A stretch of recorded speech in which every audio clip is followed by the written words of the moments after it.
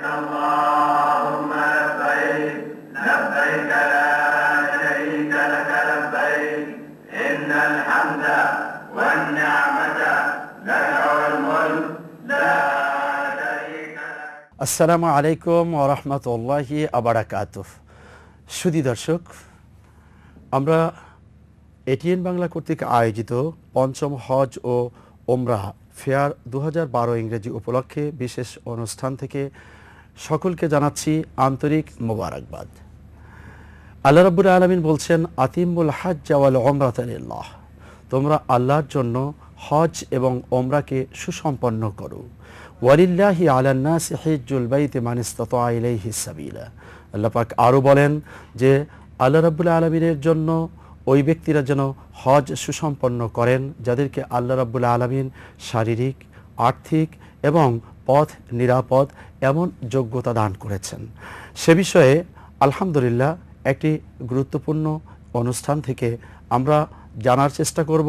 এ লক্ষ্যে আমাদেরকে জানাবার জন্য, বিশ্ববাসীকে জানাবার জন্য আমাদের স্টুডিওতে আমন্ত্রিত হয়ে এসেছেন বিশেষ 3 জন মেহমান। আসুন মেহমানদের সাথে পরিচিত হই। আমার ডানে রয়েছেন মোহাম্মদ বজলুল হক বিশ্বাস, অতিরিক্ত সচিব ও হজ অফিসার, ধর্ম বিষয়ক মন্ত্রণালয়।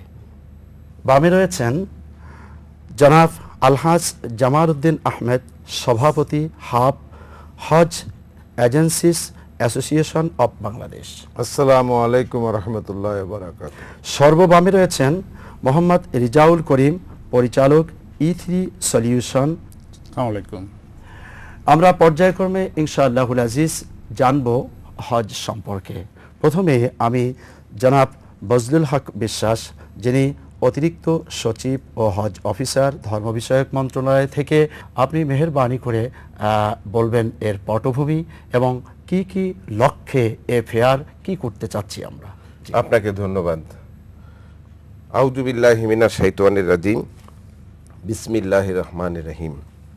আমরা ইতিমধ্যেই জেনেছি যে হজ 2012-তে যেটি অনুষ্ঠিত হবে সে বিষয়ে বাংলাদেশ এবং সৌদি আরবের মধ্যে দ্বিপাক্ষিক চুক্তি সম্পাদিত হয়েছে। বাংলাদেশের পক্ষে মাননীয় ধর্ম প্রতিমন্ত্রী এবং সৌদি আরবের পক্ষে সেই দেশের ধর্মমন্ত্রী এই চুক্তিতে স্বাক্ষর করেছেন। চুক্তি অনুযায়ী এবারে 1,20,000 জন বাংলাদেশ থেকে পবিত্র হজব্রত পালন করতে পারবেন।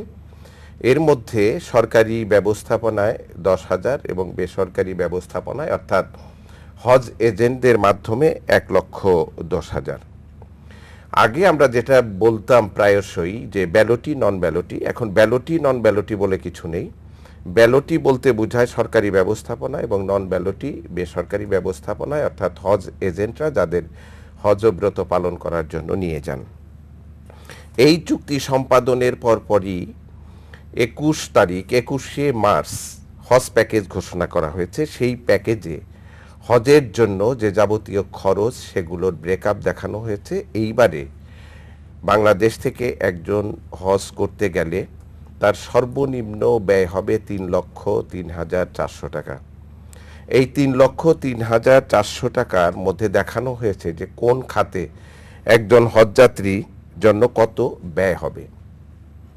অনেকে ইতিমধ্যেই নানা ধরনের প্রশ্ন আমাদেরকে করেছেন যে এইবার বোধহয় প্যাকেজ মূল্য বেশি। তা নয়, এই 3,03,440 টাকার মধ্যে সরকারি প্যাকেজ যেটা, এই প্যাকেজের মধ্যে খাবার খরচ সহ কোরবানি বাদে এটা ধরা হয়েছে। আর বেসরকারি এজেন্টরা যে হজে পাঠাবেন তাদেরও কিন্তু এই 3,03,440 টাকার নিচে তারা কোনো প্যাকেজ ঘোষণা করতে পারবেন না।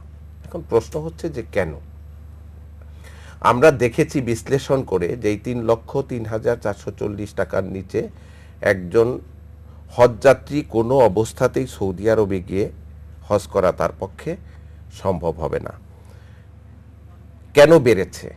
নিশ্চয়ই বেড়েছে যে 30 থেকে 34,000 টাকা গতবারের চাইতে বেড়েছে এই কারণে যে টাকার বিপরীতে ডলার এবং রিয়ালের মূল্য বৃদ্ধি পেয়েছে। গত বছর যখন হজ অনুষ্ঠান হয় তখন $1 ডলারের বিনিময়ে আমরা পেতাম 72 টাকা, আর এইবারে আজকের যে মার্কেট প্রাইস সেখানে $1 বিপরীত হচ্ছে 83 টাকা। একইভাবে রিয়ালের মূল্য কিন্তু গতবার 1 রিয়ালের বিনিময়ে ছিল 19 টাকা 50 পয়সা। আজকের মার্কেট হচ্ছে, আজকে আমি যেটা টেলিভিশনে দেখে আসলাম, সেখানে 1 রিয়ালের বিপরীতে হচ্ছে 23 টাকা 50 পয়সা। এই যে প্রতিটি ডলারের মূল্য বৃদ্ধি, এটা কিন্তু হজযাত্রীকে বহন করতে হবে, কারণ বিমান ভাড়া, মোয়াল্লেম ফি, এটা ডলার এবং রিয়ালে পরিশোধ করতে হয়। অতএব এর কমে কেউ যদি কারোর সাথে চুক্তিবদ্ধ হন, নিশ্চিতভাবে তিনি প্রতারিত হবেন।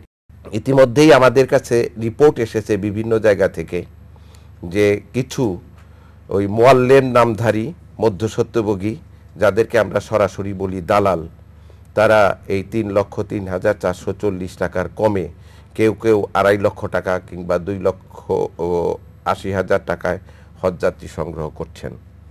আমি সাবধান বাণী উচ্চারণ করতে চাই, এই 2.5 লক্ষ বা 2,80,000 টাকায় যারা হজে নিয়ে যাওয়ার প্রতিশ্রুতি দিয়েছেন, তারা সরাসরি তারা প্রতারক। এবং আলটিমেটলি কিন্তু যারা এইভাবে চুক্তিবদ্ধ হবেন তথাকথিত মোয়াল্লেমের কাছে, দালালের কাছে, মধ্যস্বত্বভোগীর কাছে, তিনি প্রতারিত হবেন। তার দায়ী দায়িত্ব কিন্তু সরকার কিংবা হজ এজেন্সিজ অ্যাসোসিয়েশন অব বাংলাদেশ বহন করবে না। জনাব, একটু আপনাকে কষ্ট দিয়ে জানতে চাবো, এই যে যাদেরকে এজেন্সি বলেছেন বা আর একটা শব্দ বলেছেন দালাল, হয়তোবা কেউ কেউ মন খারাপও করতে পারে। আমরা বিনীতভাবে অনুরোধ করব যে আপনারা মন খারাপ করবেন না, আর ওইটার ভিতরে তারাই পড়বে না যারা আসলে দালালি করবে না, সত্যি সেবা দান করবে হাজিদের। পাশাপাশি আপনার কাছে জানতে চাবো যে সরকারিভাবে যাদেরকে সেবা দান করা হচ্ছে, ঠিক আছে, বেসরকারিভাবে যারা সেবা দান করছেন, তারা যে এই যে কিছু অনিয়ম, আপনি তো একটি অনিয়মের কথা বলছেন, আর হয়তো অনেক অনিয়ম, যেমন ওখানে নিয়ে যথাস্থানে যেখানে রাখার কথা সেখানে রাখে না, যে মানের থাকার কথা সেটা দিতে পারে না, বা